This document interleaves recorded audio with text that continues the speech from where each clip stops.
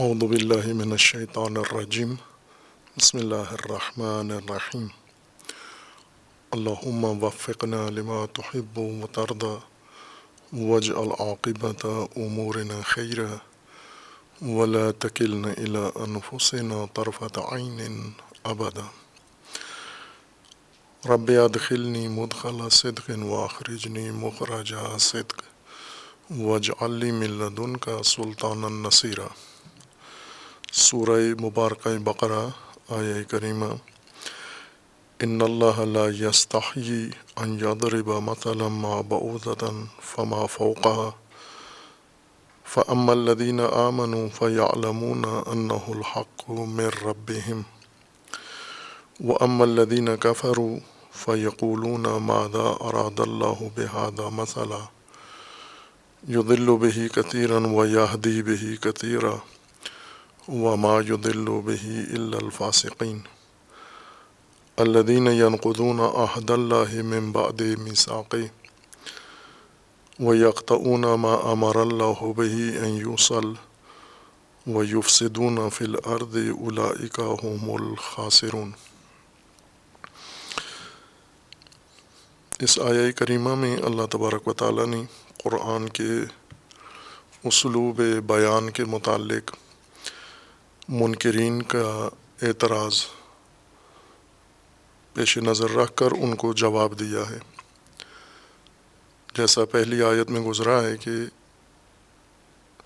خداوند تبارک و تعالیٰ نے جو منشور ہدایت کا انسانوں کے لیے نازل کیا ہے، بعض انسانوں کو اس میں تردید تھی، تذبذب و شک و شبہ یا ریب تھا، اور انہوں نے مختلف وجوہات سے اسے ماننے سے انکار کر دیا، قبول نہیں کیا، برخلاف گروہ مومن کہ جنہوں نے اسے قبول کیا اور اسے اپنی زندگی کا عملی منشور بھی قرار دیا، اس پر انحصار کیا، بھروسہ کیا اور اس کے مطابق زندگی بسر کی ہے۔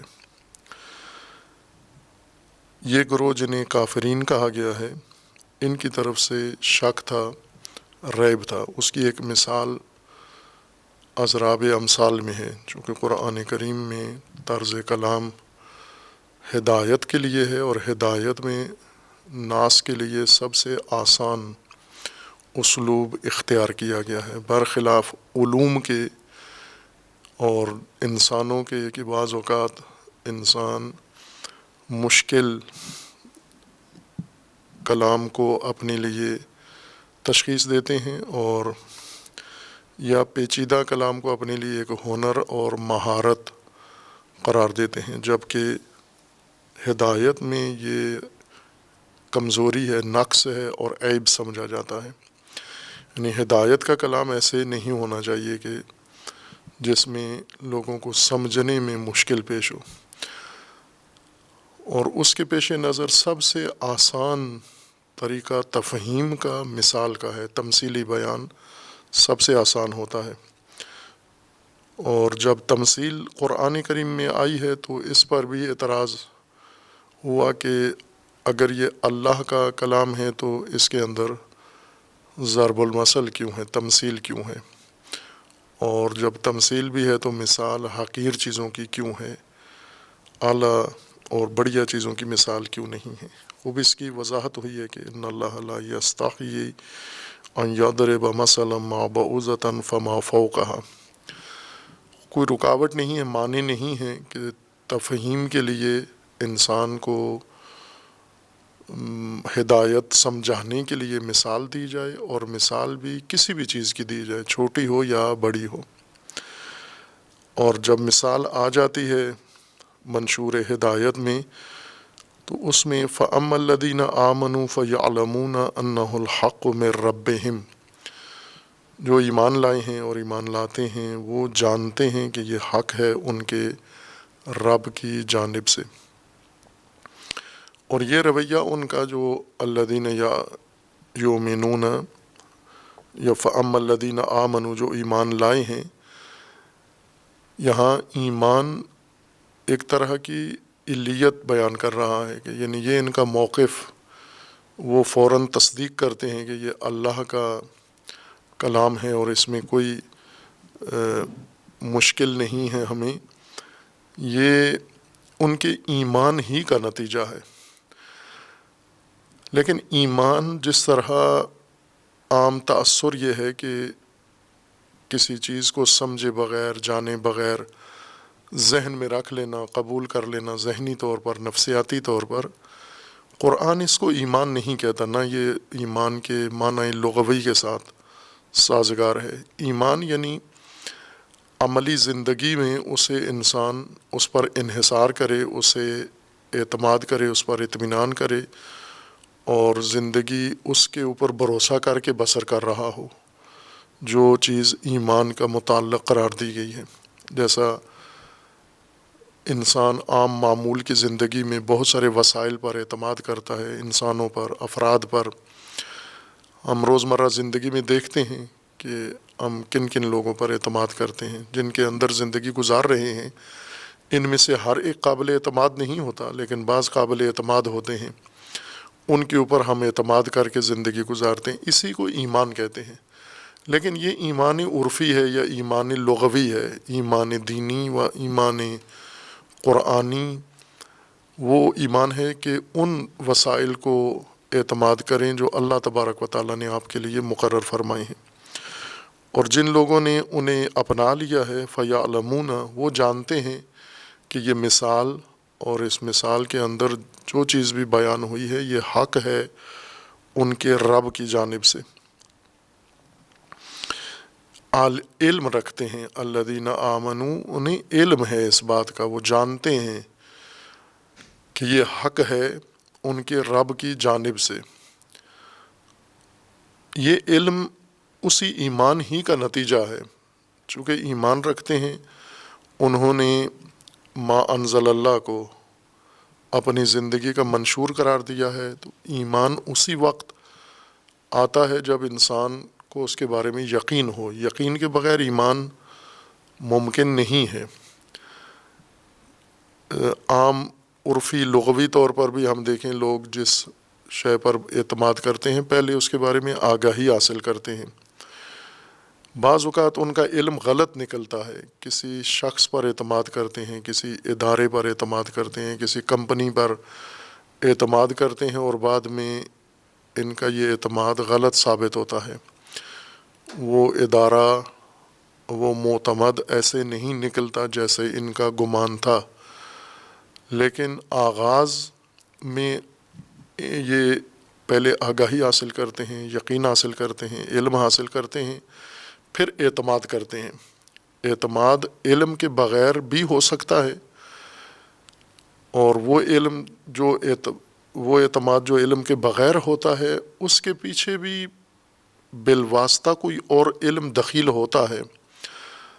مثلا جیسے لوگ آپس میں معاملات کرتے ہیں، لین دین کرتے ہیں، رشتے لیتے دیتے ہیں، ایک دوسرے کے ساتھ دوستیاں کرتے ہیں، تعلقات بناتے ہیں، اور ایک دوسرے کے ساتھ شراکت کاروباری یا مختلف امور میں اختیار کرتے ہیں۔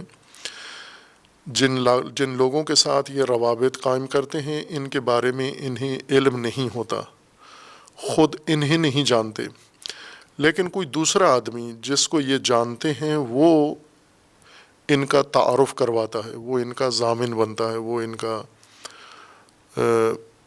باعث بنتا ہے کہ چونکہ اس کے ساتھ ان کے تعلقات ہیں، یا یہ شخص جس کو ہم جانتے ہیں یہ اس خاندان کو جانتا ہے، اس گروہ کو جانتا ہے، اس شخصیت کو جانتا ہے،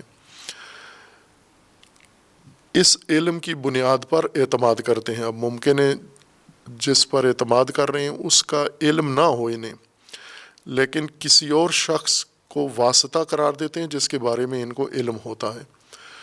بس ہر جگہ اعتماد کے پیچھے ایک علم موجود ہے، ایک آگاہی موجود ہوتی ہے، اور جہاں پر انسان بالکل اندھیرے میں ہو وہاں اعتماد نہیں کرتا۔ اگر برفرض عملاً کر بھی لے، دل میں اس کے تردید ہوتی ہے، یعنی اعتماد بھرپور نہیں ہوتا، ایک طرح کا تجربہ کر رہا ہوتا ہے، ایک طرح کی آزمائش ہوتی ہے کہ دیکھوں میں اس شخص کے ساتھ رابطہ کر کے، شراکت کر کے یا رشتہ بڑھا کے یا کاروبار شروع کر کے دیکھوں کہ یہ اس شخص کو سمجھنے کے لیے، تولنے کے لیے، پرکھنے کے لیے آگاہی کے بغیر بھی بعض اوقات آزمائشی یا امتحانی طور پر ہم کسی کے ساتھ، کسی کے اوپر اعتماد کر لیتے ہیں، وہ پورا اعتماد نہیں کہلاتا.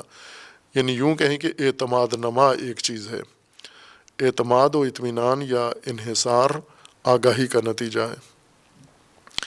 جو لوگ ایمان رکھتے ہیں کتاب پر، ما انزل اللہ پر، اور کتاب کے اندر موجود جو مواد ہے جیسے تمثیلی بیان ہیں، وہ جانتے ہیں یہ حق ہے، یہ اللہ کی طرف سے ہے. یہ جانتے ہیں اس وجہ سے کہ جب اس کو اپنایا ہے انہوں نے، ما انزل اللہ کو اپنا منشور زندگی قرار دیا ہے.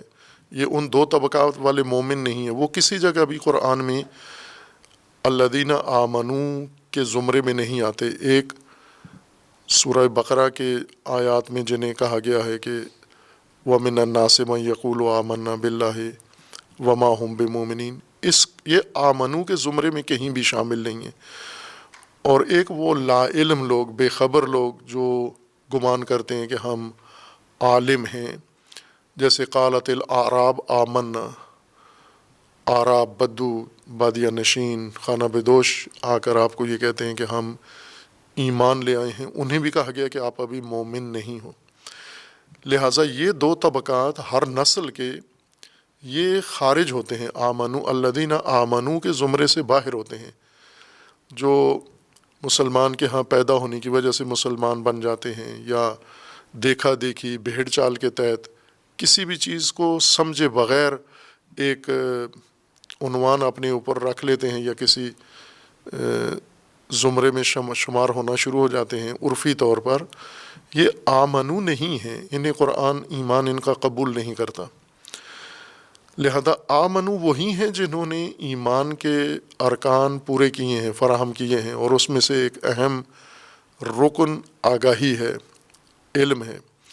یہ علم کہ یہ تمثیل حق ہے اللہ کی جانب سے، یا خود اتنا شعور رکھتے ہیں کہ پیغام قرآن کو سمجھتے ہیں، یا پھر رسول اللہ صلی اللہ علیہ وآلہ وسلم کی رسالت و نبوت پر ان کو یقین ہے، ان کی صداقت پر ان کو یقین ہے، اور اس عنوان سے ان کو علم ہے کہ جو کچھ رسول اللہ لے کر آئے وہ حق ہے، وہ اللہ تبارک و تعالیٰ کی جانب سے ہے.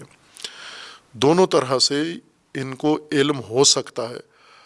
اب ممکن ہے کچھ ایسے لوگ ہوں جنہیں فقط اس وجہ سے، جیسے آج بھی ہو سکتا ہے کہ کچھ لوگ اس وجہ سے قرآن کو اللہ کا کلام سمجھتے ہیں چونکہ رسول اللہ صلی اللہ علیہ وآلہ وسلم نے فرمایا ہے کہ یہ اللہ کا کلام ہے. لیکن کچھ لوگ ممکن ہے ایسے بھی ہوں جو ان کی دلیل اس کے علاوہ بھی ہو، یعنی اس کے علاوہ کہ رسول اللہ صلی اللہ علیہ وآلہ وسلم ایک شخصیت صادق کے طور پر فرماتے ہیں کہ یہ اللہ کا کلام ہے، میرا نہیں ہے، اور ہمیں رسول اللہ صلی اللہ علیہ وآلہ وسلم پر اعتماد و بھروسہ ہے. دوسری دلیل ان کی یہ ہے کہ یہ خود جب اس کلام کو سنتے ہیں، پڑھتے ہیں، غور کرتے ہیں، تدبر کرتے ہیں، انہیں علم حاصل ہو جاتا ہے کہ یہ اللہ کا ہی کلام ہے، یہ بشر کا کلام نہیں ہو سکتا.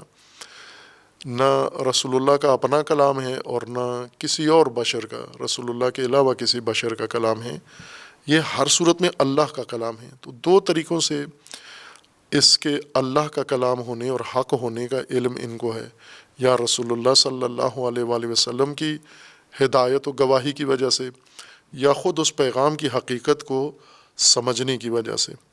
فَأَمَّا الَّذِينَ آمَنُوا فَيَعْلَمُونَ أَنَّهُ الْحَقُّ مِن رَّبِّهِمْ، کہ یہ ان کے رب کی جانب سے حق ہے. حق وہ اصطلاح ہے قرآن کریم کی جو چند بنیادی اصطلاحات میں سے ہے، اور نظام ہدایت پورا قرآن کا وہ ان اصطلاحات کے اوپر قائم ہے. یہ بنیادی ارکان ہیں گویا ہدایت کے، جیسے ایمان ہے از جملہ خود ایک ایمان امور میں سے، یا جیسے عرض کیا تھا کہ چند بنیادی جو اصطلاحات ہیں قرآن کریم کی، ان میں سے الوہیت ہے، اللہ تبارک و تعالیٰ کی الوہیت و الہیت ہے، اور انسان کی عبدیت ہے. یہ بنیادی امور ہیں جنہیں آغاز دین میں ہی انسان کو حل کرنا چاہیے اور سمجھنا چاہیے، اور باقی ساری عمارت ان کے اوپر قائم ہوتی ہے، اور انہی میں سے ایک حق ہے، اور پھر ان کی متضاد حالتیں جیسے باطل ہے وہ بھی ضروری ہے اس کو سمجھنا۔ حق قرآن کریم میں کثرت سے استعمال ہوا ہے اور مختلف مواقع پر اور مختلف مصادیق کے لیے عنوان حق و لفظ حق استعمال ہوا ہے۔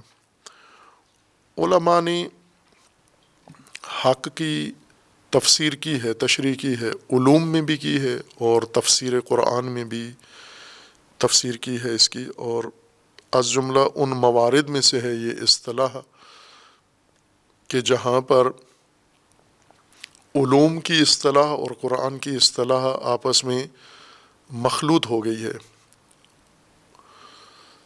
اکثر مواقع پر حق کی تبیین میں حق کا معنی بیان کرتے ہوئے اصطلاحات علمی و علوم کی اصطلاح حق کی سامنے آ جاتی ہے۔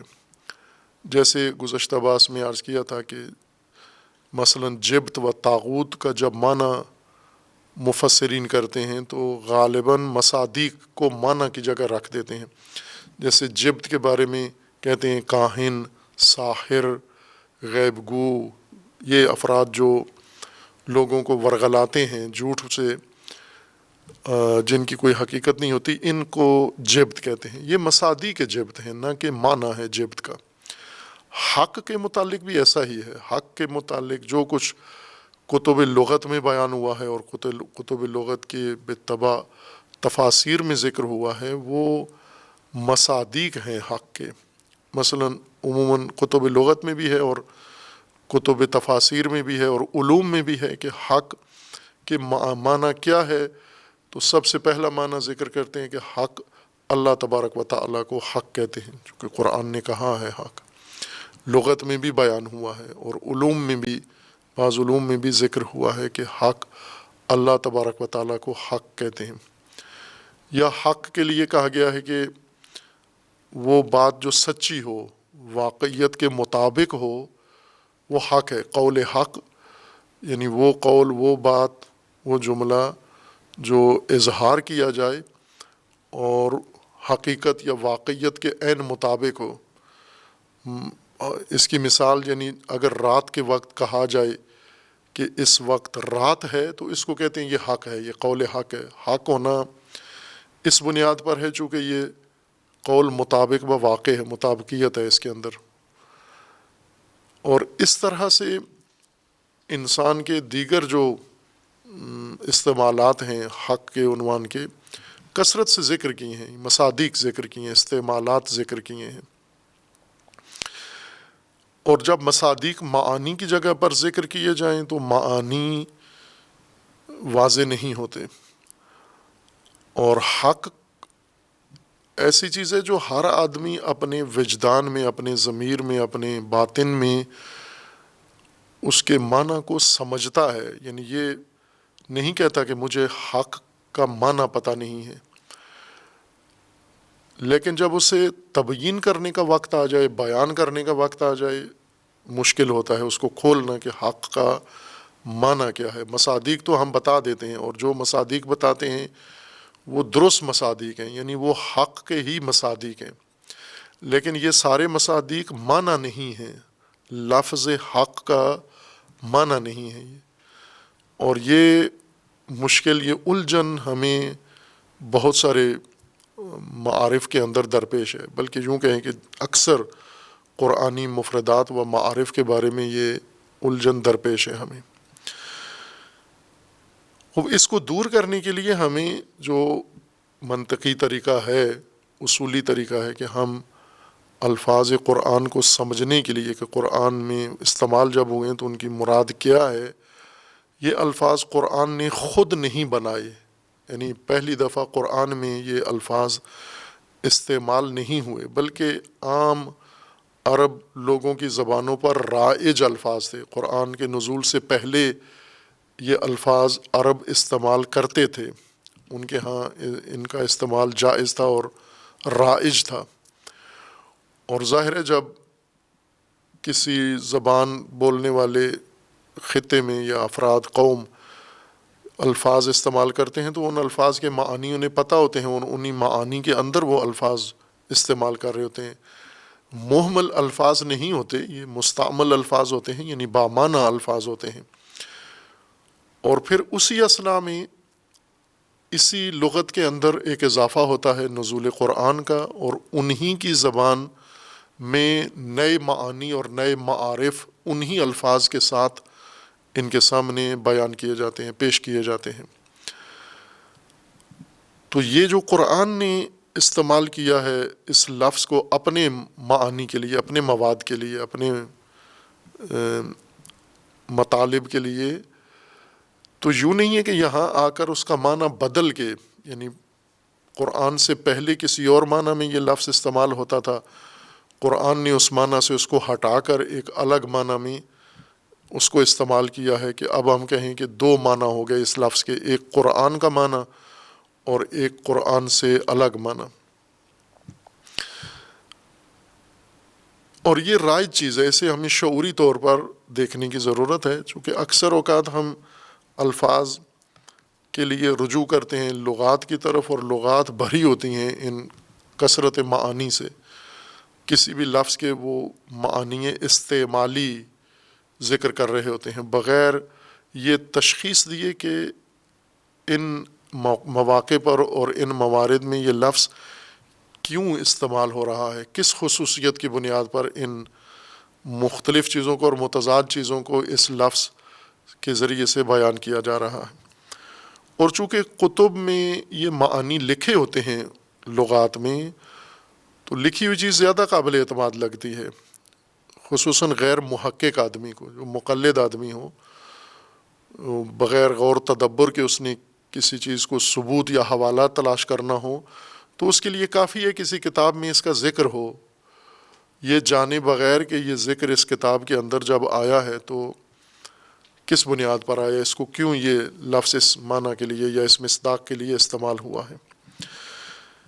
اس لیے ہمیں یہ شعوری طور پر یہ کوشش کرنی ہے، یہ سمجھنا ہے، اپنے ذہنوں کو اپنے ذکر میں یہ چیز، اپنی یادداشت میں رکھنی ہے یہ چیز کہ جو بھی الفاظ قرآن کریم میں ہمیں نظر آتے ہیں ہم ان کی حقیقت کو پہلے سمجھیں، جانیں، پھر ہم دیکھیں کہ قرآن کس مناسبت سے اس لفظ کو اپنے مخصوص مد نظر معنی میں استعمال کر رہا ہے، کون سی خصوصیت مشترک ہے، وہ معنی جو لوگوں کے اندر رائج تھا اور وہ معنی جو قرآن کریم میں پیش کیا جا رہا ہے۔ حق کا اور دوسرا جیسے بعض علماء نے بھی ذکر کیا ہے کہ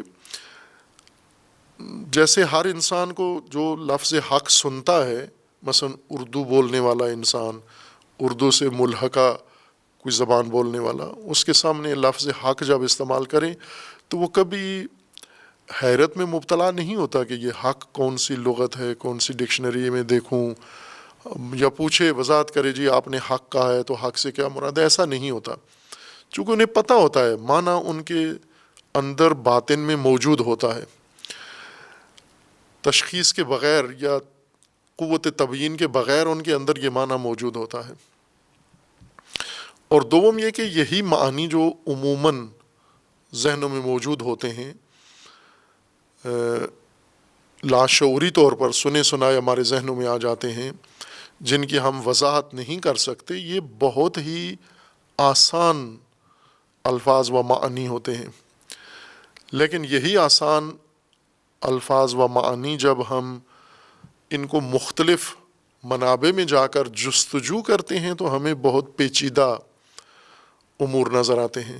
جیسے ایمان کے بارے میں مثال دی کہ ایک بہت ہی سادہ مفہوم و مطلب و عمل ہے ایمان، لیکن علوم میں یا ابحاث میں یا منابع کے اندر شدید الجھا ہوا مفہوم ہے، نہایت سادگی کے باوجود پیچیدگی کا شکار ہو گیا ہے۔ اسی طرح حق بھی ہے، حق اور ایمان دونوں کی اس عنوان سے ایک جیسی حالت و حیثیت ہے۔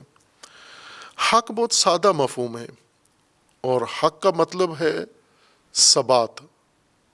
یہ لفظ اصل عربی لفظ ہے اور دو قاف ہیں، حقاقہ، اس کو قاف کو قاف میں ضم کر کے مدغم کر کے تشدید کے ساتھ بیان کیا جاتا ہے حق. دو کاف ہیں حقیقت میں.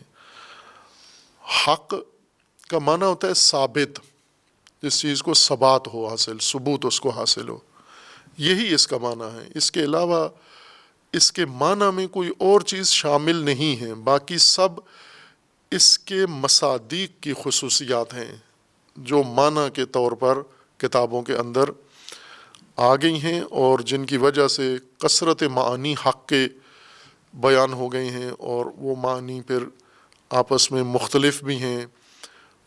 مثلاً ابھی تفاسیر میں بھی حق کا معنی بیان کیا جاتا ہے کہ قرآن نے متعدد معانی میں حق استعمال کیا ہے. اکثر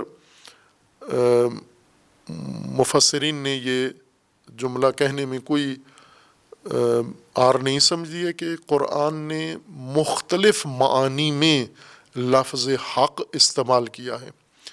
یعنی کہنا یہ چاہتے ہیں کہ مختلف مواقع پر اور مختلف مصادیق کے لیے لفظ حق قرآن نے استعمال کیا ہے. یعنی یہ تصحیح اگر کر لیں تو پھر ٹھیک بات ہے کہ ہر چیز کے بارے میں قرآن نے حق کا لفظ استعمال کیا. جیسے اللہ تبارک و تعالیٰ کے لیے حق کا لفظ استعمال ہوا ہے، خود ذات حق، ذات اللہ کو حق کہا گیا ہے. اللہ تبارک و تعالیٰ کے اسماء میں سے حق ہے. اور پھر اس کے بعد انسانوں کے مابین، مخلوق کے درمیان بہت سارے امور ان کو حق کہا گیا ہے. مختلف اقوال کو، کلمات کو، جملات کو، عقیدے کو، نظریے کو، عمل کو حق کہا گیا ہے. اور اسی طرح جو ایک دوسرے سے متعلق انسانوں کے عہدے پر کوئی چیز آ جاتی ہے، جیسے کسی کا قرض کسی کے ذمے ہے، کسی کا مال کسی کے ذمے ہے، اس کو بھی حق کہتے ہیں. یا کوئی اور ذمہ داری کسی شخص کی کسی دوسرے شخص کی نسبت بنتی ہے مثلاً، اسے بھی حق کہا گیا. جیسے پھر مختلف علوم میں یہ بات چلی گئی ہے. حقوق ایک رائج ترین اصطلاح ہے آج کی زبان میں اور آج کے دور میں، اور پہلے کی نسبت زیادہ اس کا ذکر چرچا ہوتا ہے حقوق کا. سابقہ جو زمانے تھے ان میں حق اسی حد تک بیان ہوتا تھا جتنا آیات روایات میں استعمال ہوا ہے.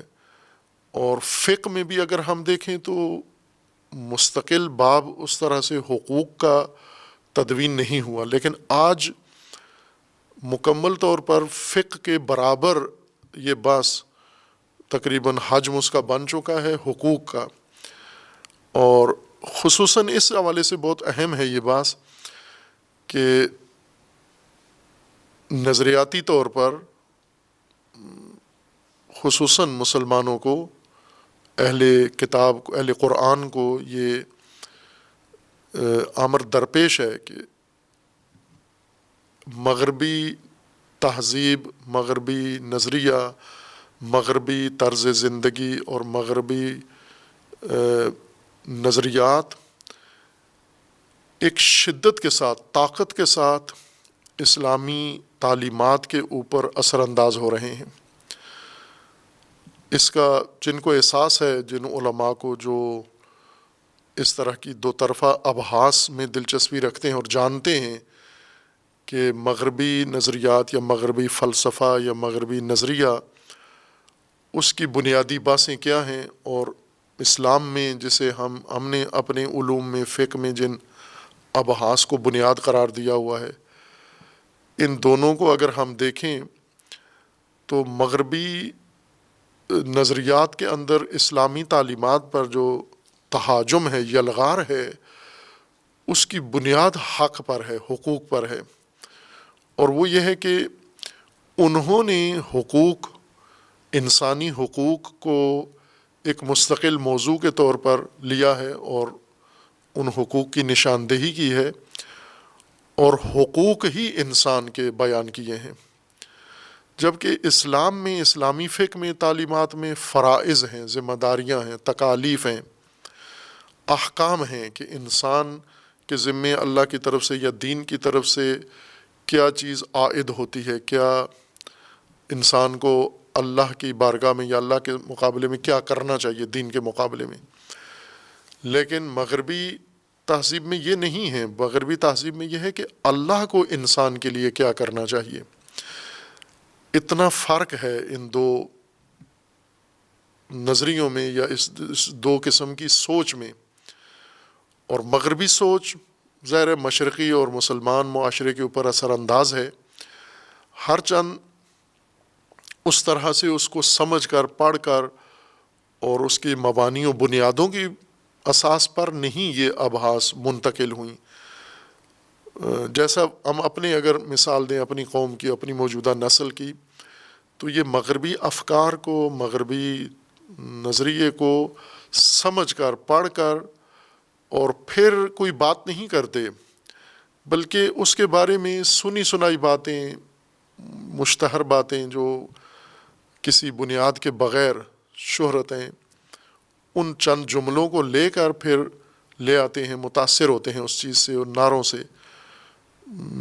جیسے مثلا اسلام انسان کو پابند کرتا ہے، عورت کو پابند کرتا ہے، مرد کو پابند کرتا ہے، روابط میں پابندی ہے، تعلقات کی وجہ سے پابندی ہے. مغربی لوگ یہ کہتے ہیں کہ یہ انسان کے حقوق ہیں، حق ہیں، آزادی حق ہے انسان کا. اور جواب میں ہم یہ کہتے ہیں کہ مثلا پردہ یا حجاب یا محرم کا تعلق یہ حکم ہے اللہ تبارک و تعالیٰ کا، اور انسان کے لیے ایک فریضہ ہے یہ. تو اس فریضے کو وہ انسان کے حق کے مقابلے میں لے آتے ہیں کہ یہ تو حق ہے انسان کا، انسان کو حقوق حاصل ہے، حق حاصل ہے. یہ جو اصل نزاع ہے اس وقت کے مغربی تہذیب کی مسلمانوں کے ساتھ، وہ اس بنیاد پر ہے. اور مسلمان جو ہمارے روایتی علماء ہیں، جو ایک سابقہ طرز فقہ و طرز تفکر رکھتے ہیں، وہ سرے سے نہ یہ بات پڑھتے ہیں، نہ اپنے آپ کو اس کا ذمہ دار سمجھتے ہیں، نہ اس کا جواب دیتے ہیں، اور نہ ہی اپنی ابحاث میں اس کو شامل کرتے ہیں. وہ اپنے آپ کو بری و ذمہ سمجھتے ہیں کہ ہم سے ان چیزوں کا کوئی تعلق نہیں ہے، بلکہ ان کو وہ سمجھتے ہیں گمراہی کی باتیں ہیں. لیکن جو عام جوان یا عام نسل ہے، عورت مرد، آج مواصلات کے زمانے میں جب ذرائع ابلاغ اتنے عام ہو چکے ہیں، فرد کے پاس، اور ہر چیز ہر آدمی کے پاس جا پہنچی ہے، ان کے مقلدین اور مخاطبین کے ذہنوں میں یہی مطالب ہیں. لیکن خود علماء کے اجتہاد میں اور علماء کے استنباط میں، علماء کے تتبع میں، تفقع میں یہ موضوعات سرے سے شامل نہیں ہوئے. اور یہ وجہ ہے، ایک بڑی وجہ یہ ہے کہ جوں نئی نسل آتی جا رہی ہے مسلمانوں کی، یہ اسلام سے زیادہ اجنبی ہوتی جا رہی ہے، فاصلہ لیتی جا رہی ہے، خواہ وہ مسلمان ملکوں میں رہتے ہوں یا غیر مسلمان ملکوں میں رہتے ہوں. خصوصاً ان کے تعلیم یافتہ طبقہ، ان کے تعلیمی مراکز کے اندر مغربی افکار کے یہ بنیادی موضوعات یہ زیادہ پیش کیے جاتے ہیں، چھیڑے جاتے ہیں. اور وہ بھی نہ عالمانہ انداز سے چھیڑے جاتے ہیں، بلکہ تخریب کے انداز سے چھیڑے جاتے ہیں، تنقیدی نگاہ سے چھیڑے جاتے ہیں، اور وہ بھی خام لوگوں کے لیے چھیڑے جاتے ہیں، اور وہ لوگ متاثر ہو جاتے ہیں اس سے. اس وجہ سے بھی یہ بات بہت اہمیت کی بات ہے. یہ سب ہم یہاں نہیں کریں گے، تدریجاً جوں آتی جائے گی بات آگے اپنے اپنے موقع پر کریں گے. لیکن یہ کہ یہ اتنا اہم باب ہے حق کا کہ آج کے زمانے کے لیے، موجودہ نسل کے لیے اس کو سمجھنا ضروری ہے کہ ہم ایک طرف سے کہتے ہیں اللہ تبارک و تعالیٰ کی ذات حق ہے، قرآن حق ہے، اور رسول اللہ صلی اللہ علیہ وآلہ وسلم کی نبوت حق ہے، آپ کی خاتمیت حق ہے، امامت حق ہے، وحی حق ہے. دوسری طرف سے ہم کہتے ہیں یہ والدین کا حق ہے، یہ بیوی کا حق ہے، یہ شوہر کا حق ہے، یہ بچوں کا حق ہے، یہ سماج کا حق ہے، یہ معاشرے کا حق ہے. تو اتنے معانی میں یہ حق استعمال ہوتا ہے، اور پھر مختلف علوم اس کو لے کر حق کی بات کو بغیر واضح کیے اس کا معنی اور اس کی اصطلاح حقوق کو لے کر زیر باس لاتے ہیں. جیسے اس وقت ہے مثلا سماجیات کے اندر حق کی بات ہے، قانون کے اندر حق کی بات ہے، فقہ کے اندر حق کی باس ہے، اور اسی طرح اخلاقیات کے اندر حق کی باس ہے، عقائد میں حق کی باس ہے، تفاسیر میں حق کی باس ہے۔ یہ فرق کیے بغیر کہ یہ کس حق سے اور کس اصطلاح اور کس معنی کے اوپر باس کر رہے ہیں، وہ تشخیص معنی کی نہیں کرتے کہ یہ حق کس پہلو سے ہم اس کو حق کے زمرے میں لا کر باس کر رہے ہیں۔ حق لغت میں ثبوت کو کہتے ہیں، جو چیز ثابت ہو، اور ثبوت سے مراد یعنی جس کی ہستی ہو، وجود ہو، وہ چیز جو واقعیت میں وجود رکھتی ہے اور ایک حقیقت رکھتی ہے، جو ثبوت و ثبات رکھتی ہے اپنے مقام پر، اپنے ظرف وجودی میں، اپنے مرتبہ وجودی میں ہستی اس کو حاصل ہے۔ یہ اس پہلو سے کہ وہ ثابت ہے، موجود ہے اور پائیدار ہے، موجود ہستی اس کی ہستی کو دوام بھی حاصل ہے۔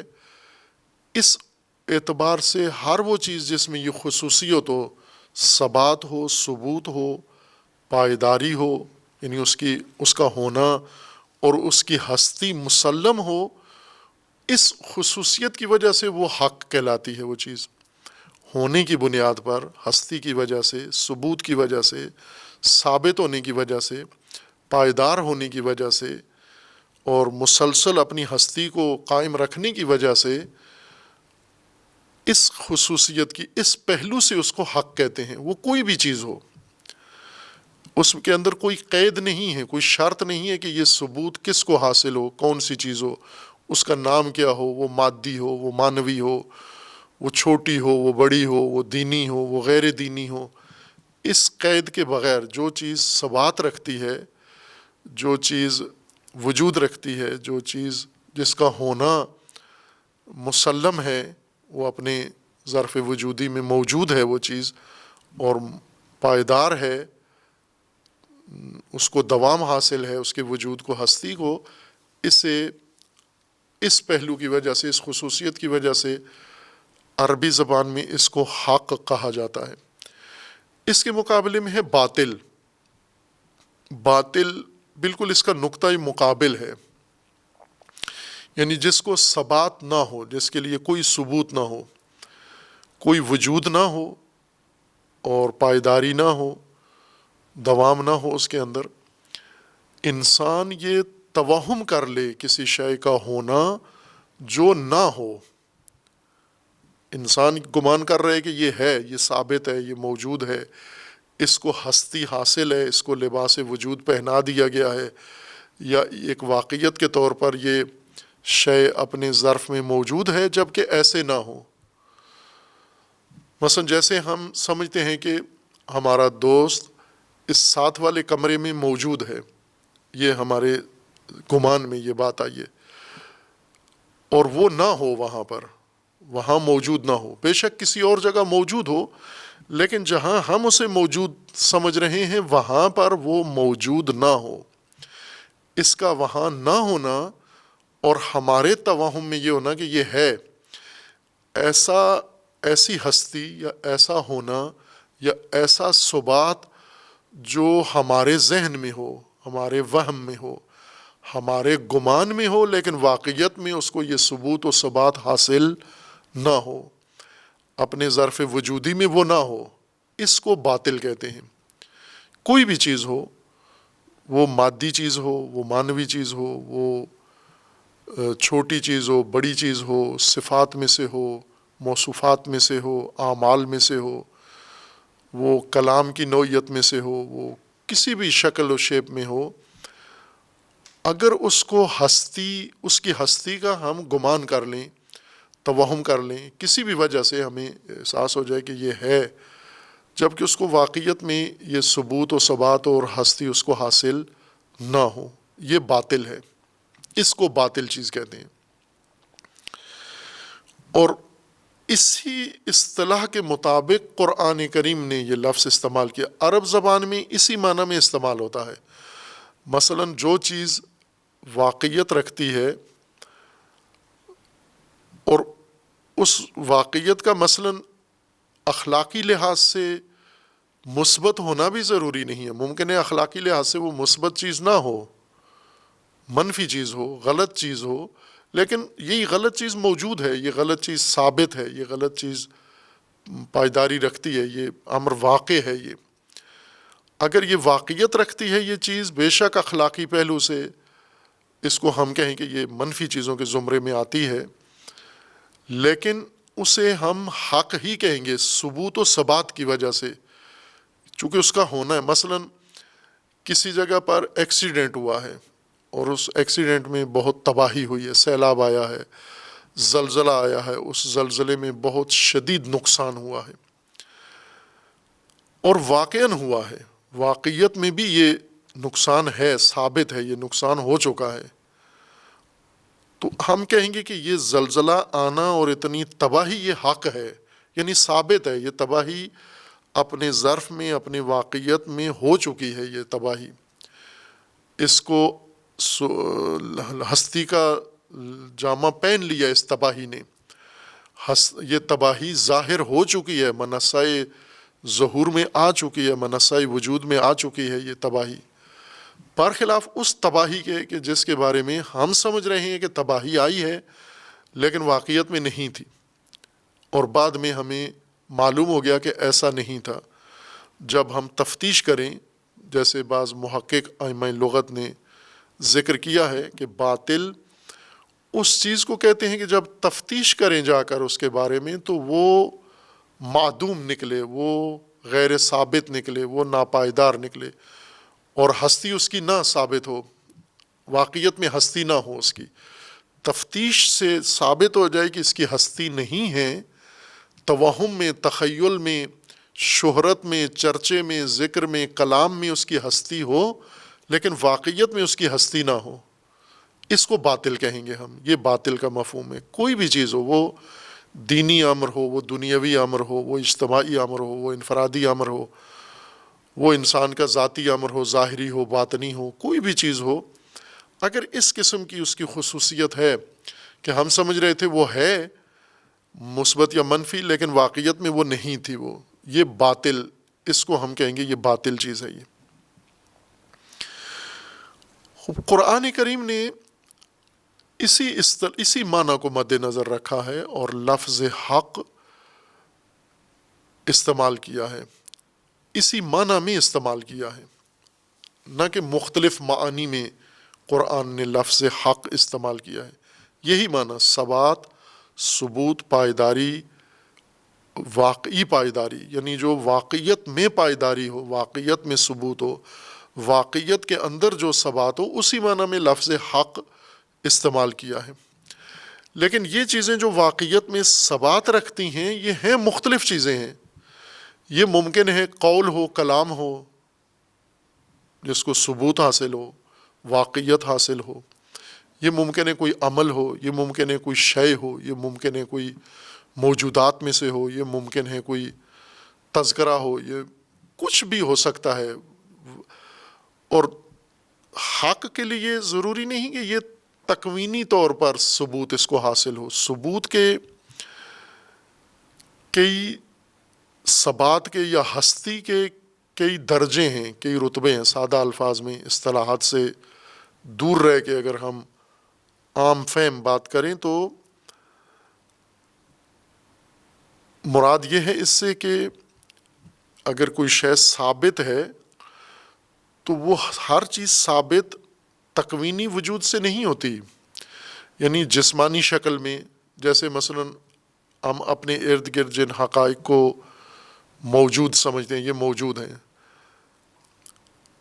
عمارتیں موجود ہیں، زمین موجود ہے، گھر موجود ہیں، گھر کے اندر رہنے والے افراد موجود ہیں، گھر کے اندر پڑے ہوئے وسائل یہ سارے ہمیں آنکھوں سے نظر آتے ہیں، درخت موجود ہیں، چمن موجود ہیں، پھل موجود ہیں، گاڑیاں موجود ہیں. یہ ایک موجودات کی ایک شکل یہ ہے کہ اس طرح سے موجود ہیں، لیکن ساری چیزیں اس طرح سے نہیں ہیں موجود. سڑک پر یا دکانوں میں رکھی ہوئی ہر چیز کی موجودیت، ہر چیز کا ہونا، ہر چیز کی ہستی ان کی طرح نہیں ہے، یہ ایک قسم کے موجودات ہیں جن کی موجودیت اس صورت میں ہے، مثلا جسمانی شکل میں ہے. لیکن کچھ چیزیں ایسی ہیں جو موجود ہیں لیکن جسمانی شکل میں نہیں ہیں. جیسے ہم انسانوں کے احساسات کو دیکھیں، انسان کو انسان سے محبت ہے، اپنے بچوں سے. بچہ موجود ہے جسمانی شکل میں، بچے سے محبت بھی موجود ہے، دونوں موجود ہیں، لیکن یہ محبت جسمانی شکل میں موجود نہیں ہے.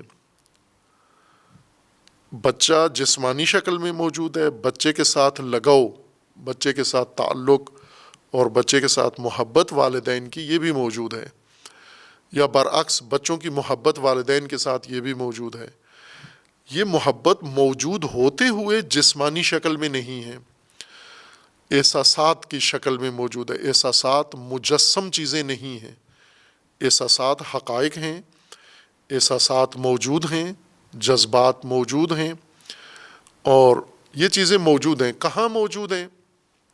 انسان کے اندر، انسان کے ذہن میں موجود ہیں. وہ اجسام انسان کے ذہن سے باہر موجود ہیں. کچھ چیزیں ہمارے وجود کے اندر موجود ہیں، احساسات ہمارے، جذبات ہمارے موجود ہیں. یا اسی طرح علم، آگاہی ہماری، معلومات ہماری، یہ موجود ہیں، واقعاً موجود ہیں.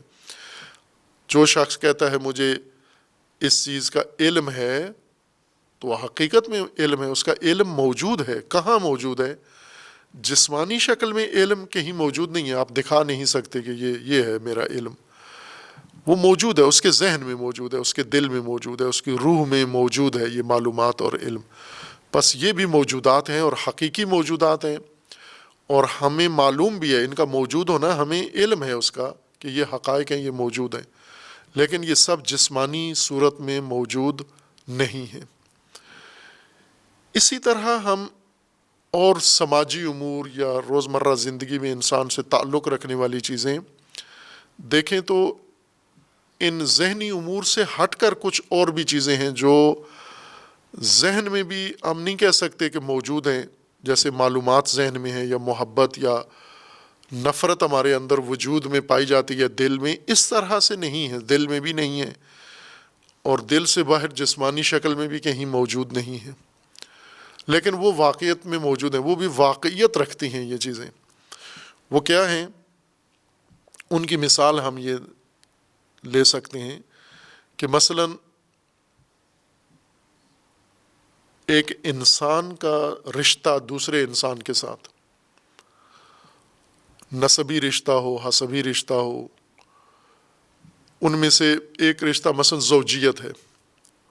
جیسے شادی ہوتی ہے لڑکی لڑکے کی آپس میں، لڑکا جسمانی شکل میں موجود ہے، اس کی ہستی جسمانی ہے، جسم ہے، عورت بھی موجود ہے، اور ان دونوں کے درمیان محبت بھی موجود ہے، اور اس محبت کا ہمیں پتہ ہے کہاں موجود ہے.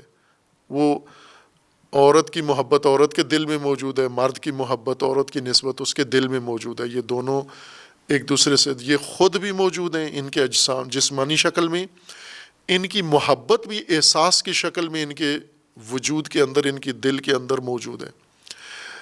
لیکن یہ جو ان کی زوجیت ہے یہ کہاں ہے؟ جیسے ان کا نکاح ہوا تھا، سارے لوگ اکٹھے ہوئے، ایک فرد نے نکاح پڑھا، نکاح پڑھنے کے بعد سب نے مبارکباد دی کہ آج سے آپ زوج و زوجہ ہیں، میاں بیوی ہیں، یہ تعلق، یہ رشتہ آپ کے درمیان قائم ہو گیا ہے. یہ جو رشتہ قائم ہوا ہے یہ کہاں ہے؟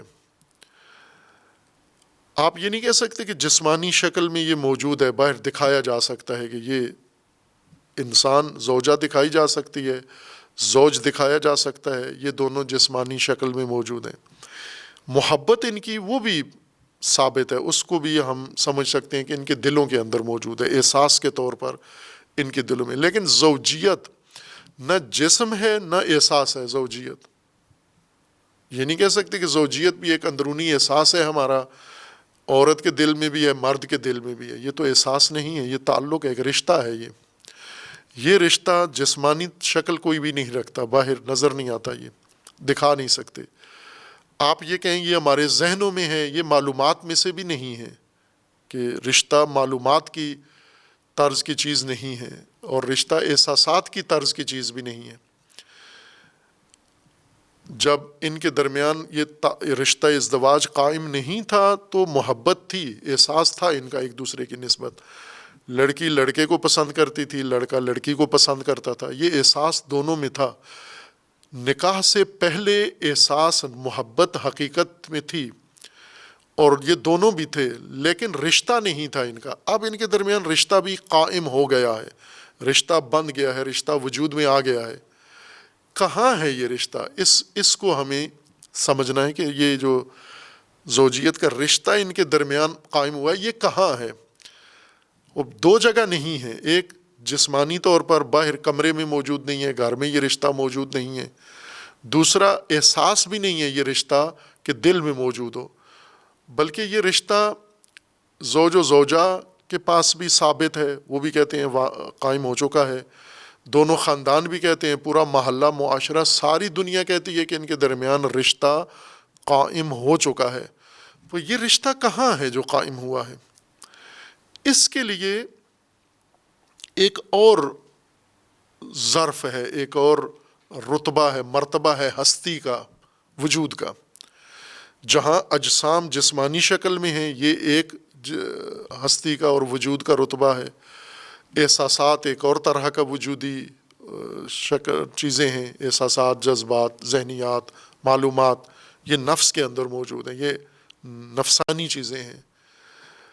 لیکن یہ جو رشتے ہیں، تعلقات ہیں، یہ نہ نفسانیات میں سے ہیں کہ نفس کے اندر موجود ہیں احساسات کی طرح، اور نہ جسم کی طرح ہیں کہ کسی جگہ پڑے ہوئے ہیں، کسی گھر میں آپ نے یہ رشتہ محفوظ کسی صندوقچی میں رکھا ہوا ہے۔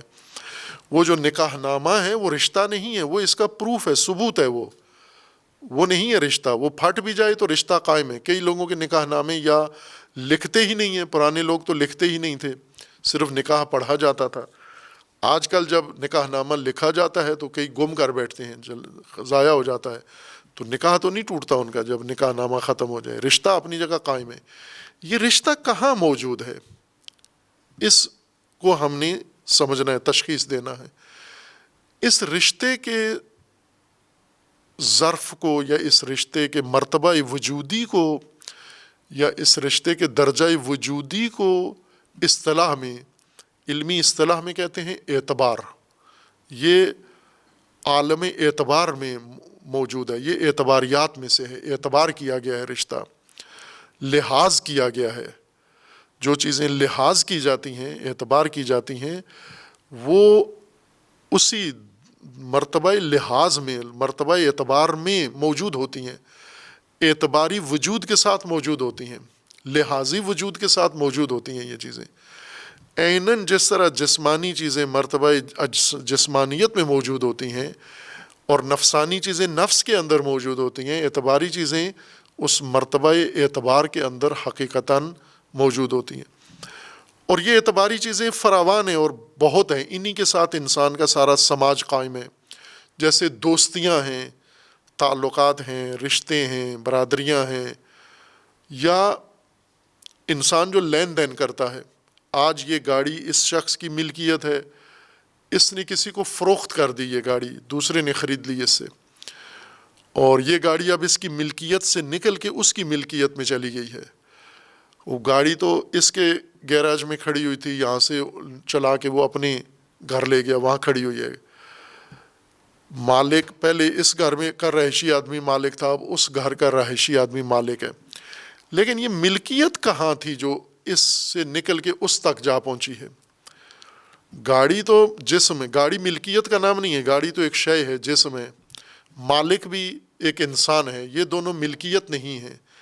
گاڑی اور انسان کے علاوہ ایک تیسری چیز ہے جو ملکیت ہے، جو پہلے اس کے پاس تھی، حاصل اس کو تھی ملکیت، اب یہ ملکیت اس سے منتقل ہو کر مالکیت کسی دوسرے انسان کو حاصل ہو گئی ہے، اور اس کی تصدیق سب کرتے ہیں، پورا بازار کرتا ہے، پورا محلہ، پورا ماحول، سب مل کے گواہی دیتے ہیں کہ اب یہ گاڑی اس شخص کی ملکیت نہیں رہی، یہ گھر اس کی ملکیت نہیں رہا، یہ گھر اب کسی دوسرے کی ملکیت میں آ گیا ہے۔ تو یہاں ملکیت کہاں ہے؟ حقیقت رکھتی ہے، موجود ہے، واقعیت ہے، بھلے واقعیت ہے ملکیت، ملکیت ایک فرضی بات نہیں ہے، ملکیت کالعدم نہیں ہے، یوں نہیں کہ بالکل کوئی چیز نہیں ہے اور ہم ویسے ملکیت کہہ رہے ہیں، حقیقت میں واقعیت میں موجود ہے۔ ملکیت کی ایک واقعیت ہے، وہ واقعیت نفسانی نہیں، نفس میں نہیں ہے وہ، چونکہ نفس میں نفسانیات موجود ہیں، احساسات موجود ہیں، اور وہ ملکیت باہر زمین پر بھی موجود نہیں ہے، چونکہ زمین میں اجسام ہے فقط، ملکیت نہ احساس ہے اور نہ اجسام میں سے ہے۔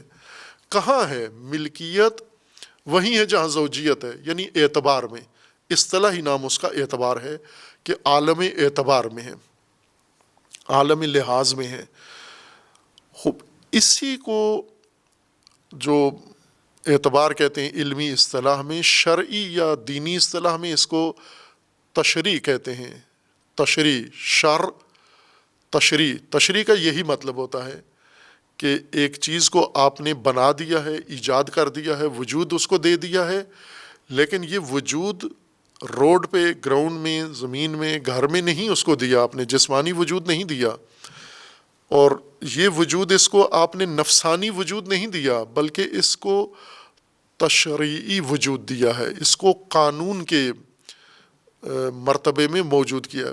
مثلا ہم جو کام ہو رہے ہیں پارلیمانوں کے اندر یا مختلف اداروں کے اندر، مختلف اداروں کے جو ذمہ دار لوگ ہیں وہ بیٹھ کے اپنے ادارے کے لیے، ملک کے لیے، قوم کے لیے قوانین بناتے ہیں۔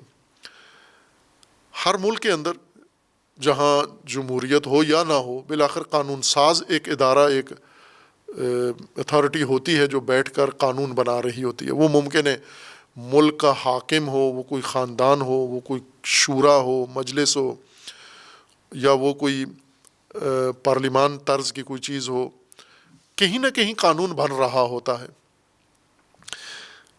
اگر یہ بتایا جاتا ہے کہ یہ آج سے یہ قانون بن گیا ہے، وہ قانون وجود میں آ گیا، اب ہم پوچھیں یہ قانون کہاں ہے؟ آپ اگر کاغذ میں کہیں تو کاغذ میں تو اگر کاغذ ہم لے کے پھاڑ دیں تو قانون ختم ہو جانا چاہیے۔ جس قانون پہ انہوں نے لکھا تھا، جس کاغذ پہ کہ آج سے یہ قانون ہے، عموماً یہ قانون کے مسودے ضائع ہو جاتے ہیں، تو قانون تو ختم نہیں ہوتا، قانون پھر بھی موجود ہے۔ مثلا ایک چیز قانون تھی، وہ قانون کسی نے لے کے پھاڑ دیا تو اس کا مطلب ہے آج سے یہ قانون ختم ہو گیا، چونکہ کاغذ قانون نہیں ہے، کاغذ کے اوپر جو لکھائی ہے وہ بھی قانون نہیں ہے، وہ قانون کی علامت ہے، قانون کا ثبوت ہے، یا قانون کے لیے ایک یادداشت ہے۔ خود قانون یہ چیز نہیں ہے، قانون یہاں کاغذوں میں نہیں ہوتا، قانون نفوس میں، ذہنوں میں بھی نہیں ہوتا۔ ذہنوں میں اگر ہو تو ذہن جب مر جاتے ہیں، ختم ہو جاتے ہیں افراد، قانون بھی ساتھ ختم ہو جانا چاہیے، چونکہ احساسات مر جاتے ہیں۔ جب انسان مرتا ہے محبت بھی مر جاتی ہے، احساسات بھی مر جاتے ہیں، لیکن قوانین زندہ رہتے ہیں۔ جیسے پاکستان کے قانون بنانے والے وہ نہیں ہیں آج موجود، لیکن قانون موجود ہے اس ملک کا۔ قانون کہاں موجود ہے؟ یہ تقنین کہاں ہوئی ہے؟ یہی اسی کو کہہ رہے ہیں کہ یہ ایک وجودی مرتبہ ہے، یہ ایک درجہ ہے۔ یہاں پر بھی حقائق جو موجود ہیں وہ حقائق ہیں، بالکل ان حقائق کی طرح جو ہمارے نفوس میں ہیں، اور انہی حقائق کی طرح جو زمین پہ موجود ہیں۔ زمینی حقائق جسمانی شکل میں ہیں، ٹھوس شکل میں ہیں، نفسانی حقائق احساسات کی شکل میں ہیں، اور یہ جو قانون ہیں، تقنین ہوتی ہے، یہ بھی ایک قانون ہے جو تشریع میں موجود ہے، صفحہ تشریع میں، مرتبہ تشریع میں موجود ہے۔ اس کو شرعی وجود یا شرعی ثبوت کہیں گے، یعنی قانون سازی۔ ہم اردو میں قانون کہیں گے، عربی میں اس کا نام تشریع ہے۔ تقنین، قانون بنانا، عربی میں اس کو تشریع کہتے ہیں، قانون بنانے کو۔ اور اسی کے لیے علمی اصطلاح استعمال کی جاتی ہے کہ ہم نے اس کو اعتبار کیا ہے، یعنی اس مرتبہ وجودی اعتبار میں یہ چیزیں موجود ہیں۔ خب پس ثبوت مختلف نوعیت کا ہے۔ جیسے یہاں زمین موجود ہے، خب انسان ابھی زمین پر ہے، پھر یہ زمین ختم ہوگی، قیامت آ جائے گی، قیامت کے بعد یا اس قیامت کے مرحلے میں جو حقائق اخروی دار آخرت ہوگا وہاں پر بھی جو چیزیں وہ موجود ہیں، حقیقتاً موجود ہیں، ثابت ہیں، ان کو ثبوت حاصل ہے، ثبوت حقیقی و واقعی حاصل ہے ان کو، لیکن جسمانی یا زمینی ثبوت کی طرح نہیں ہے، الگ طرح کا ثبوت ہے۔ زمین کے اندر بھی، زمین کے اندر رہنے والی مختلف چیزیں مختلف طرح کا ثبوت رکھتی ہیں، یعنی اجسام ایک طرح کا ثبوت ہے ان کا وجود، نفسانیات کا ایک طرح کا ثبوت و وجود ہے، اور قوانین بھی اسی طرح موجود ہیں جیسے نفسانیات موجود ہیں، جیسے حب و بغض موجود ہے، اسی طرح قانون بھی موجود ہیں، حقیقت رکھتے ہیں۔ قانون بنانے والا مر جائے، قانون پھر بھی موجود رہتا ہے، قانون کا صفحہ جل جائے، قانون پھر بھی اپنی جگہ ہے، چونکہ قانون صفحات میں یا ذہنوں میں نہیں ہوتے، قوانین اپنے مرتبہ ثبوتی میں، اپنے ظرف ثبوت میں ہوتے ہیں۔ وہ ظرف ثبوت جب تک ہے اور یہ وہاں ہیں، قوانین موجود ہیں، ان کو آپ قلعدم نہیں کر سکتے، مگر یہ کہ آپ خود اسی ظرف ثبوت میں اس قانون کو بدل دیں، اس قانون کو لغو قرار دیں، پھر اعتبار کریں ایک تشریح دوم کے ساتھ، ایک دیگر قانون سازی کے طور پر اس بنے ہوئے قانون کو قلعدم قرار دیں، پھر اس صفحہ ثبوت سے ہٹ جاتا ہے۔ جیسے ایک جسم کو آپ آگ لگا کے راکھ کر دیں، یہ ختم ہو جائے گا، یہ جسم اب تبدیل ہو گیا ہے راکھ کے اندر، یا ایک نفس کے اندر ایک احساس ہے، یہ احساس آپ ختم کر دیں، خوب بھلے اب نفس کے اندر یہ احساس موجود نہیں ہے، لیکن جب تک ہے موجود نفس کے اندر اور باہر نظر نہیں آتا تو ہم اس کا انکار نہیں کر سکتے کہ یہ احساس موجود، اگر محبت موجود ہے تو دکھاؤ، محبت دکھانے والی چیز نہیں ہے، محبت صرف احساس ہے، اس کو صرف محسوس کر سکتے ہیں۔ عموماً کچھ لوگ یہ تلقین کرتے ہیں نا کہ جن سے محبت ہے اس کا اظہار کریں، اور بعض دوسرے کہتے ہیں کہ اظہار کی ضرورت ہی نہیں ہوتی، احساس کو حس کرنا ہوتا ہے۔ احساس کو اظہار کرنے کا مطلب یہ ہے کہ احساس نہیں ہے، دھوکہ ہے، جھوٹ ہے یہ۔ اگر احساس ہوتا تو وہ ظاہر ہو جاتا ہے، انسان کے اندر احساس ہے اور وہ دوسرے اندر اس احساس کو سمجھنے کی صلاحیت ہے۔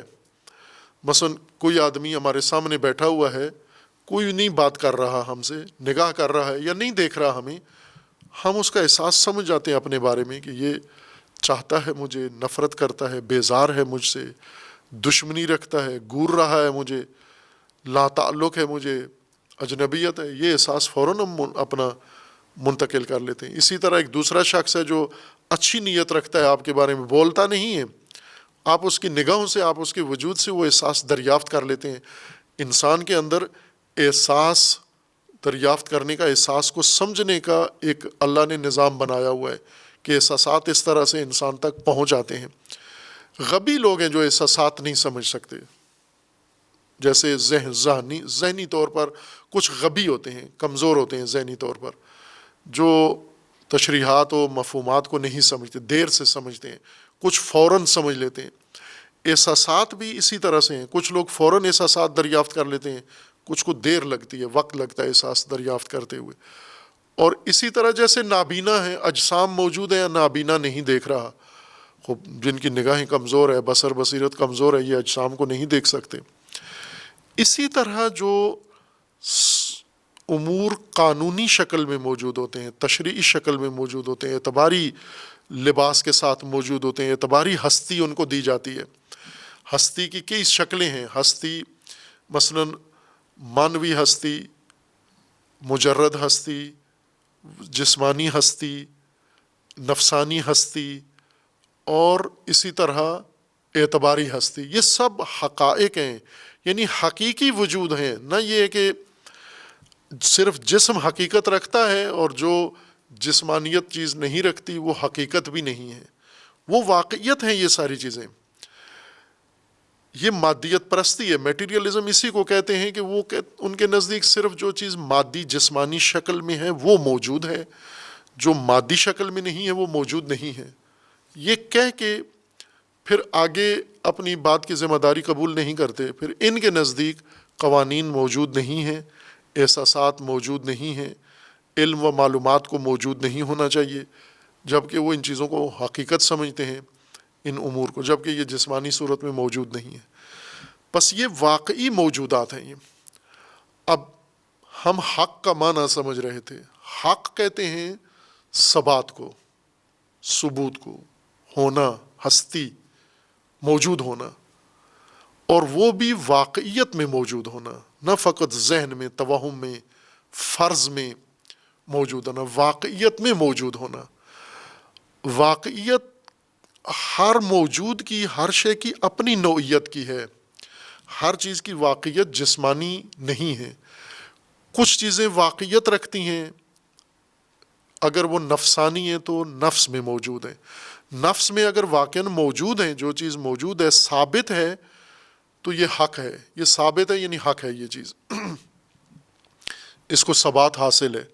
مثلا اگر ایک شخص کہتا ہے مجھے محبت ہے اور وہ واقعاً اس کے اندر محبت ہو، یہ حق ہے، یعنی اس کو ثبوت واقعی اور ثبات واقعی حاصل ہے اس کو۔ اسی طرح اگر کوئی شخص دعویٰ کرتا ہے کہ یہ ملکیت میری ہے، یہ پلاٹ میرا ہے، یہ گاڑی میری ہے، اور واقعیت میں یہ ملکیت اس کی اعتبار میں، اس ظرف قانون میں، ظرف تقنین تشریح میں یہ واقعیت موجود ہو، یہ حق ہے، اس کو بھی کہیں گے یہ حق ہے۔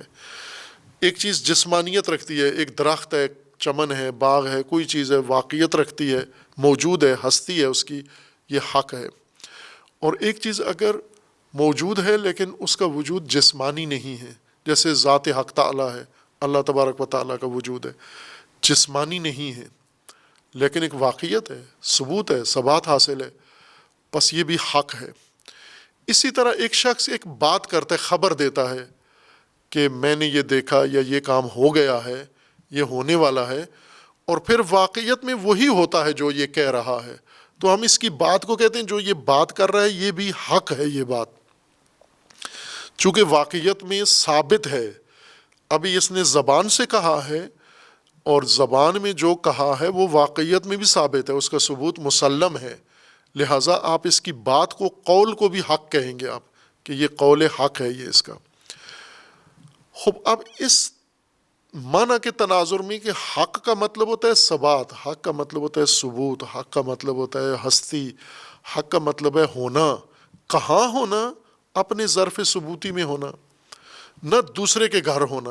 مثلا ہر شخص اپنے گھر میں موجود ہے، جو اپنی جگہ موجود ہے وہ موجود ہے، ہم اس کو کسی دوسرے گھر میں جا کر دیکھیں وہاں نہیں ہے تو ہم یہ نہیں کہہ سکتے حق نہیں ہے۔ مثلا درخت کھیت میں ہے، فصل کھیت میں ہے، آپ چٹان میں جا کر کہیں یہاں درخت نہیں ہے، تو درخت کو اپنے ظرف میں جا کر دیکھو، اپنے کھیت میں جا کر دیکھو، یا جانور اپنے ریوڑ میں جا کر دیکھو، چراگاہ میں جا کر دیکھو، جانور کو فیکٹری میں جا کر نہ دیکھو، جو فیکٹری کی چیز ہے وہ وہاں پر دیکھو۔ ہر چیز کے ہونے کا، ہر چیز کی موجودیت کا ایک اللہ تبارک و تعالیٰ نے درجہ، رتبہ، مرتبہ، ظرف بنایا ہے، ماحول بنایا ہے، اس کو وہیں پر اگر ثبات حاصل ہے وہ حق ہے۔ آپ اس کے بارے میں بات کریں، آپ کی بات اس کے مطابق ہوئی تو آپ کی بات بھی حق ہے، اگر آپ نے اس کے بارے میں بات نہیں کی اور وہ اپنی جگہ پر ثابت ہے یہ بھی حق ہے۔ اس کے مقابلے میں ہے باطل۔ باطل یہ ہے کہ ہم کسی بھی جگہ، کسی بھی ظرف وجودی، مرتبہ وجودی یا ثبوتی میں کسی چیز کو سمجھ رہے تھے یہ موجود ہے، یہ ثابت ہے، اس کو ہستی کا لباس حاصل ہے، لیکن حقیقت میں نہ ہو، فقط ہمارے وہم میں، توہم میں، ہماری بات میں اس کے ہونے کا ذکر ہے، لیکن ہماری بات سے ماوراء واقعیت میں اس کو کوئی ثبوت حاصل نہیں ہے، نہ اس کو درجہ اعتبار و تقنین و تشریح میں اعتبار وجود حاصل ہے، نہ نفس میں حاصل ہے، نہ اس کو جسم اجسام میں حاصل ہے، نہ اس کو عالم غیب میں، کہیں بھی یہ موجود نہیں ہے، یہ باطل چیز ہے۔ جیسے خرافات ہیں، جیسے بہت ساری چیزیں ہیں جنہیں ہم قائل ہیں ان کے ہونے کے، وہ نہیں ہیں۔ جیسے ہم کہتے ہیں بھوت موجود ہے، چڑیل موجود ہے، یہ موجود نہیں ہیں، یہ چیزیں یہ توہم ہے، ہمارے وہم ہے ہمارا، یہ باطل ہیں، جن کے ہونے کا توہم ہو اور واقعیت میں ثبوت ان کو حاصل نہ ہو، یہ باطل ہیں۔ اب اسی کے مطابق پھر عقائد حق ہیں، باطل عقائد، آپ نے جو عقیدہ رکھا ہوا ہے اس کو دیکھنا ہوگا کہ آپ کے عقیدے کے مطابق واقعیت میں بھی ہے یہ چیز ایسے، اگر واقعیت میں ہے حق ہے، آپ کا عقیدہ حق ہے، اگر واقعیت میں نہیں ہے تو یہ باطل ہے، یہ آپ کا عقیدہ باطل ہے، چونکہ اس کو ثبوت حاصل نہیں ہے، آپ توہم کر رہے ہیں اس طرح کا۔ اور اسی طرح جو حقوق کی باس میں ہے، جیسے ہم استعمال کرتے ہیں والدین کا حق اولاد پر، اولاد کا حق والدین پر، پڑوسی کا حق دوسرے پڑوسی پر، سماج کا حق فرد پر، فرد کا حق سماج پر، والی کا حق رعیت پر، رعیت کا حق والی پر. یہ جو حقوق ہیں، یہاں حق کا لفظ کس معنی میں استعمال ہوتا ہے؟ علماء مفکرین یہ کہتے ہیں کہ یہ ایک الگ اصطلاح ہے. اس کا جس معنی میں ہم اللہ کی ذات کو حق کہتے ہیں، جس معنی میں بات کو حق کہتے ہیں، قول حق ہے، عقیدہ حق ہے، یہ اس معنی میں نہیں، یہ ایک حق دیگر ہے. چونکہ اس حق کا مطلب یہ ہوتا ہے کہ اس شے کے، اس شخص کے متعلق ایک ذمہ داری آپ کی ہے جو آپ نے ادا کرنی ہے. یہ جو اس کے بارے میں آپ کی ذمہ داری بنتی ہے، اس کو بھی حق کہتے ہیں یہ. اور اس کو عموماً جو عرض کیا تھا کہ اس وقت مبنا ہے اہل مغرب کا، کہ آپ یہ نہ لوگوں کو بتاؤ، انسانوں کو یہ نہ بتاؤ کہ انسانوں کے فرائض اور وظائف کیا ہیں اللہ کی طرف سے. انسانوں کو یہ بتاؤ کہ ان کے حقوق کیا بنتے ہیں جو اللہ نے پورے کرنے ہیں، نہ کہ انسانوں نے اللہ کے فرامین بجا لانے ہیں، اللہ نے انسانوں کے حقوق پورے کرنے ہیں. یہ ایک وہ تقابل ہے جو اس وقت غرب و اسلام کے اندر پیدا ہوا ہے، لیکن ہمارے روایتی علماء اس باس میں ابھی نہیں آئے، توجہ بھی نہیں ہے ان کی، شاید بعضوں کا مطالعہ بھی نہیں ہے. اور یہ جو نئی نسل آپ کی بے دین ہوتی جا رہی ہے تمام ملکوں کے اندر، اب ہم اگر دیکھیں بے دین ہونے کا تناسب اگر دیکھیں تو جس معاشرے کے اندر دین کا زیادہ چرچا ہے، جیسے ایران ہے وہاں دین کا زیادہ چرچا ہے، تو وہاں پر یہ بے دینی کی لہر بڑی شدت کے ساتھ جاری ہے کہ نئی نسل تیزی کے ساتھ دین سے باہر ہو رہی ہے. کیسے باہر ہو رہی ہے؟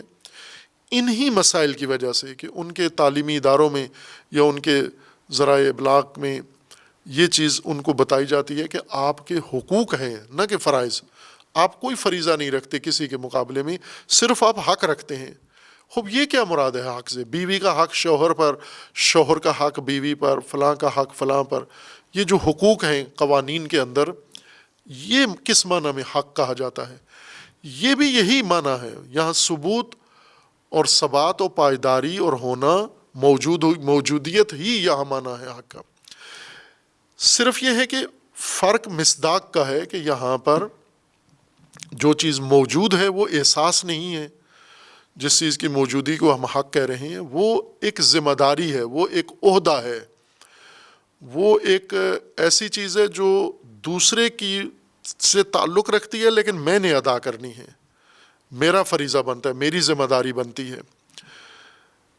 جیسے بچوں کے لیے والدین کی یہ ذمہ داریاں بنتی ہیں، یہ ذمہ داریاں ثابت ہیں یا ثابت نہیں ہیں؟ واقعیت میں ثابت ہیں.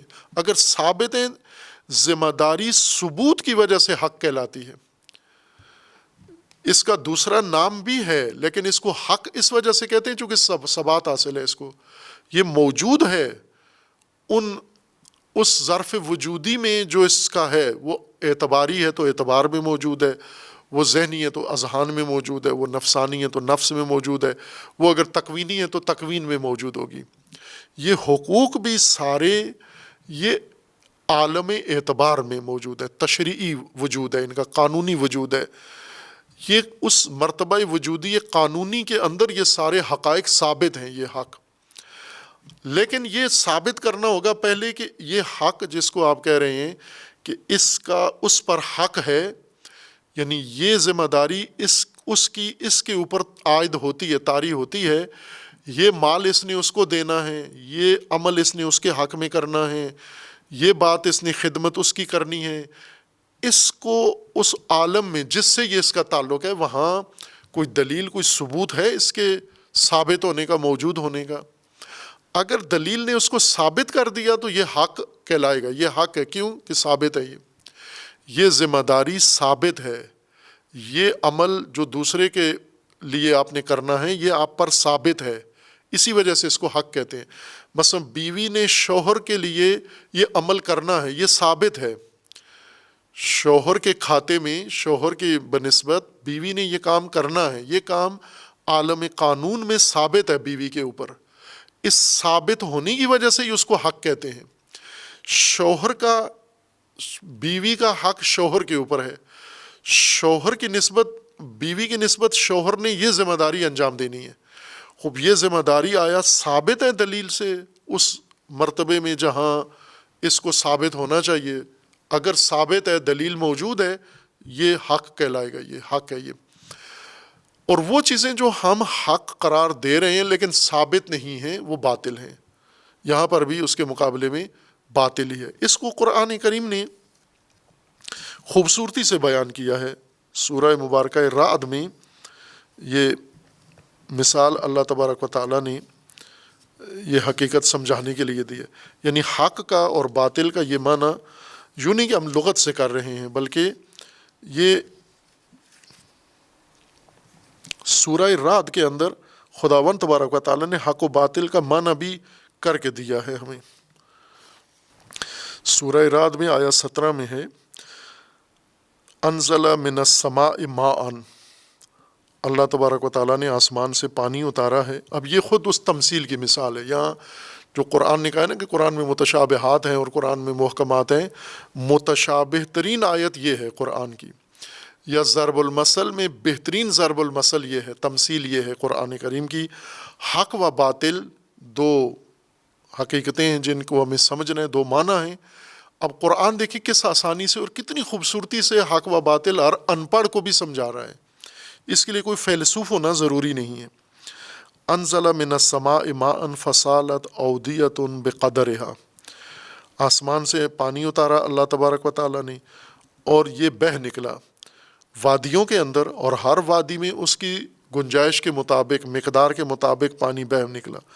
فاحتمل السیل زبدا رابیا، ان وادیوں میں، ندیوں میں سیل یعنی تند و تیز سیلاب بہہ نکلا، پانی بہہ نکلا، اور جو ہی پانی بہہ نکلا اس کے اوپر جھاگ بن آئی، ابری ہوئی اٹھی ہوئی جھاگ بن گئی اس کے اوپر۔ یہ ایک مثال کہ آسمان سے بارش اتری، یہ بارش زمین پہ اتری، اتر کے وادیوں ندیوں میں بہہ نکلی اور سیل جاری ہوا، سیلاب جاری ہوا اور اس کے اوپر جھاگ بن گئی۔ دوسری مثال اسی میں وَمِمَّا يُوقِدُونَ عَلَيْهِ فِي النَّارِ ابْتِغَاءَ حِلْيَةٍ أَوْ مَتَاعٍ زَبَدٌ مِثْلُهُ، یا دوسری مثال جو لوگ خود روزمرہ کرتے بھی ہیں، دیکھتے بھی ہیں، دہاتے ہیں، پگھلاتے ہیں زیورات بنانے کے لیے یا اوزار بنانے کے لیے۔ ہم روزمرہ دیکھتے ہیں لوہار کی دکان پر، سنیاری کی دکان پر یہ دہاتیں بھٹی میں رکھ کر پگھلا رہے ہوتے ہیں۔ جب دھات پگھلتی ہے تو اس کے اندر بھی جھاگ بن جاتی ہے، اوپر اس کے اوپر بھی زبد اسی طرح کی بن جاتی ہے۔ خوب یہ کیا، آسمان سے پانی اترتا ہے، سیلاب بہہ نکلتا ہے اور اس کے اوپر جھاگ بن جاتی ہے، اور دوم یہ کہ دھاتیں پگھلاتے ہیں زیورات کے لیے یا اوزار بنانے کے لیے، اس کے اوپر جھاگ بن جاتی ہے۔